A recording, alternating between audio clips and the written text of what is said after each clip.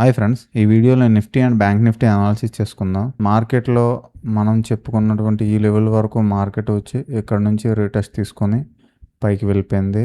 మార్కెట్లో ఇంత ఫాల్ రావడానికి కారణం నిఫ్టీ ఐటీ ఫాల్ వలన మాత్రం ఇంత డౌన్ మూవ్ అనేది వచ్చింది.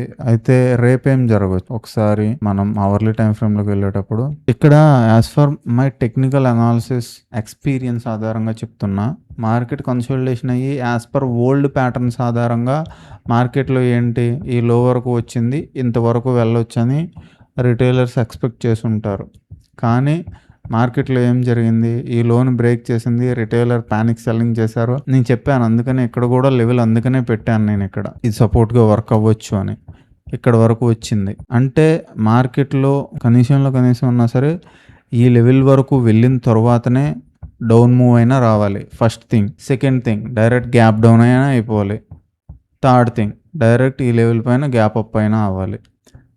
నాకు తెలిసి గ్యాప్ అప్ అయినా సరే ఈ లెవెల్ వరకు రీటెస్ట్ అయ్యి మళ్ళీ అప్ మూవ్ చూపించే అవకాశం ఉండొచ్చు. ఈ 3 కండిషన్స్ జరగచ్చు. ఇది Nifty related analysis. Bank Nifty కూడా సేమ్ అలానే చేసింది. ఈ లోవర్ లెవెల్లో ఉన్న లిక్విడిటీని తీసుకొని ఈ సపోర్ట్ని తీసుకొని మార్కెట్ పైకి వెళ్ళడానికి ట్రై చేస్తూ ఉంది. మార్కెట్లో రేపు ఈ లెవెల్స్ని, ఈ లోవర్ లెవెల్ యొక్క క్యాండిల్ని బ్రేక్ చెయ్యినంత వరకు ఆర్ ఈ లెవెల్ని బ్రేక్ చేయనంత వరకు మార్కెట్లో డౌన్ మూవ్ వచ్చే అవకాశం చాలా తక్కువగా ఉంటుంది. కానీ ఇక్కడ మార్కెట్ ఫార్మేషన్ అనేది ఆల్రెడీ లిక్విడిటీ తీసుకుంది కాబట్టి ఈ లెవెల్ బ్రేక్ చేసినట్లయితే పైకి వెళ్ళే అవకాశం ఉండొచ్చు. మార్కెట్లో రేపు గ్యాప్ అప్ అయి ఈ లెవెల్స్ వరకు అయినా వెళ్ళాలి ఫస్ట్ థింగ్. అండ్ మార్కెట్ కొంచెం అప్ మూవ్ చూపించి ఈ లెవెల్లో ఉన్న లిక్విడిటీ తీసుకొని ఒక డోజీలా అయినా ఫామ్ అవ్వాలి. అండ్ మార్కెట్ అనేది ఈ లెవెల్ కంటే గ్యాప్ డౌన్లో అయ్యి ఇక్కడ నుంచి ఫాల్ అయినా రావాలి, లేకపోతే ఇటువంటి ఒక డోజీ క్యాండిల్ అయినా ఫామ్ అవ్వాలి. ఈ 4 థింగ్స్ జరగచ్చు.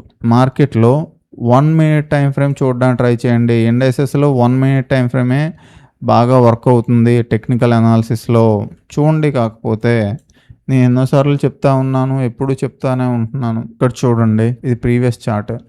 1 మినిట్ టైం ఫ్రేమ్లో మనం వన్స్ కన్ఫర్మ్ అయితే ఇప్పుడున్న మార్కెట్ కండిషన్స్ ఆధారంగా మనకి మంచి మూమెంటం చూపిస్తుంది. కానీ ఎట్టి పరిస్థితుల్లో ఉన్నా సరే ఓకే, సెబీ నామ్స్ అనేవి టైట్గా ఉన్నాయి, ఐఎమ్ అగ్రీడ్.